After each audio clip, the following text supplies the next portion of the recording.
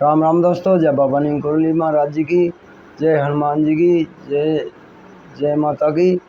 दोस्तों, नवरात्रों की हार्दिक शुभकामनाएं। चैनल को आपने सब्सक्राइब नहीं किया है तो ज़रूर अवश्य कर लें, ताकि नवरात्रों की भी 9 के 9 दिन की नव दुर्गा कथा भी मैं चैनल पर भेज रहा हूं दोस्तों। तो अभी आज मैं आपको श्रीमद् वाल्मीकि रामायण बालकांड का 47वां सर्ग सुनाऊंगा। तो इसे सुने और श्री राम जी की महिमा का अमृत पान करें। तो शुरू करते हैं दोस्तों। 47वां सर्ग। दीतिका अपने पुत्रों को मरुद्रण बनाकर देवलोक में रखने के लिए इंद्र से अनुरोध। इंद्र द्वारा उसकी स्वीकृति। दिति के तपोवन में ही इक्ष्वाकु पुत्र विशाल द्वारा विशाला नगरी का निर्माण तथा वहाँ के तत्कालीन राजा सुमित द्वारा विश्वामित्र मुनि का सत्कार। तो इसे आगे सुनते हैं। इंद्र द्वारा अपने गर्भ के 60 टुकड़े कर दिए जाने पर देवी दिति को बड़ा दुख हुआ। वे दुर्धर्ष वीर सहस्राक्ष इंद्र से अनुनय पूर्वक बोली, देवेश बलसूदन, मेरे ही अपराध से इस गर्भ के 60 टुकड़े हुए हैं। इसमें तुम्हारा कोई दोष नहीं है।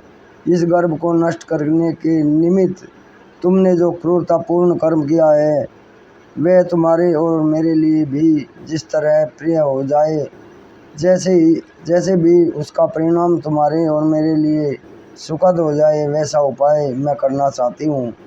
मेरे गर्भ के वे सातों खंड 7 व्यक्ति होकर 7 मरुदगणों के स्थानों का पालन करने वाले हो जाएं। बेटा, ये मेरे दिव्य रूपधारी पुत्र मारुत नाम से प्रसिद्ध होकर आकाश में जो सुविख्यात 7 वात स्कंद हैं, उनमें विचरे। ऊपर जो 7 मरुत बताए गए हैं, वे 7 के 7 गण हैं। इन प्रकार 49 मरुत समझने चाहिए। इनमें से जो प्रथम गण है वे ब्रह्मलोक में विचरे, दूसरा इंद्रलोक में विचरण करे तथा तीसरा महायशस्वी मरुदगण दिव्य वायु के नाम से विख्यात हो अंतरिक्ष में बहा करे। सुरश्रेष्ठ, तुम्हारा कल्याण हो। मेरे शेष 4 पुत्रों के गण तुम्हारी आज्ञा से समय अनुसार संपूर्ण दिशाओं में संचार करेंगे। तुम्हारे ही रखे हुए नाम से तुमने जो मारुद कहकर उन्हें रोने से मना किया था, उसी मारुद इस वाक्य से वे सब के सब मारुत कहलाएंगे। मारुत नाम से ही उनकी प्रसिद्धि होगी।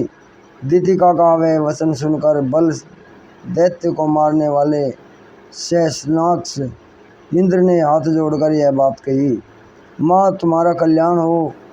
तुमने जैसा कहा है, ये वह सब वैसा ही होगा, इसमें संशय नहीं है।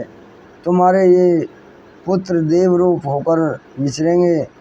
श्री राम उस तपोवन में ऐसा निश्चय करके वे दोनों माता पुत्र दिति और इंद्र कृतकृत्य होकर स्वर्गलोक को चले गए। ऐसा हमने सुन रखा है। रघुकुल नंदन, यही वह देश है जहाँ पूर्व काल में रहकर देवराज इंद्र ने तप सिद्धि दिति की परिचर्या की थी।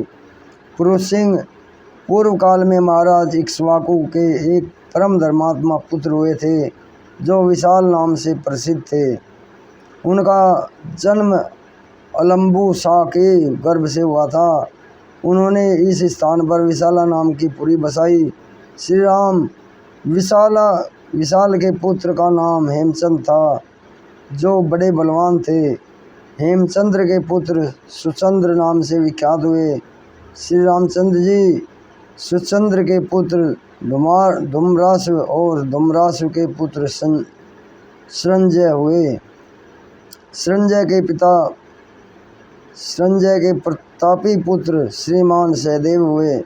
सहदेव के परम धर्मात्मा पुत्र का नाम कुशाश्व था।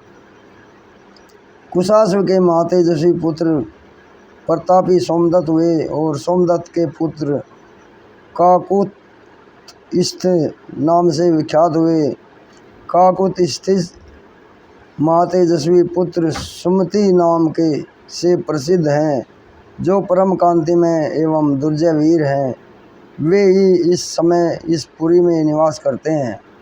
महाराज इक्ष्वाकु के प्रसाद से विशाला के सभी नरेश दीर्घायु, महात्मा, पराक्रमी एवं परम धार्मिक होते आए हैं।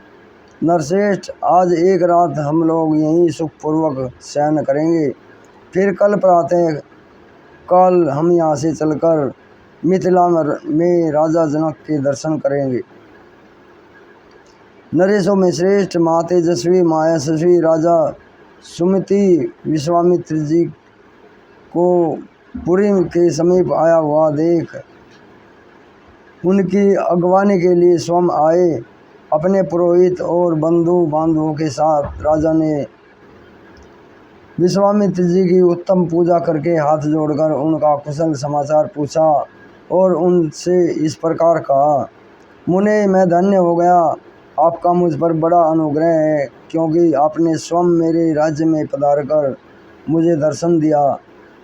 इस समय मुझसे बढ़कर धन्य पुरुष दूसरा कोई नहीं होगा।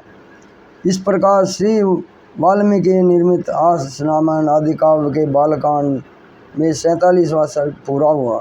जय श्री राम, जय हनुमान जी, जय बाबा नीम करोली महाराज जी राम। तो दोस्तों, ये श्रीमद् वाल्मीकि रामायण बालकांड का 47वां सर्ग पूरा हुआ। कल मैं आपको 48वां सर्ग सुनाऊंगा इसका। राजा सुमति से सत्कृत होकर एक रात विशाला में रहकर मुनियों सहित श्री राम का मिथिलापुरी में पहुंचना और वहां शून्य आश्रम के विषय में पूछने पर विश्वामित्र जी का उनसे अहिल्या को शाप प्राप्त होने की कथा सुनाना। हे मेरे राम। तो अभी आज्ञा लेता हूँ दोस्तों। आपको बहुत बहुत धर्म लाभ मिले इस पाठ का। कल फिर मैं आपको अगला 48वां सर्ग सुनाऊंगा। जय श्री राम, जय हनुमान जी की, जय बाबा नीम करोली महाराज।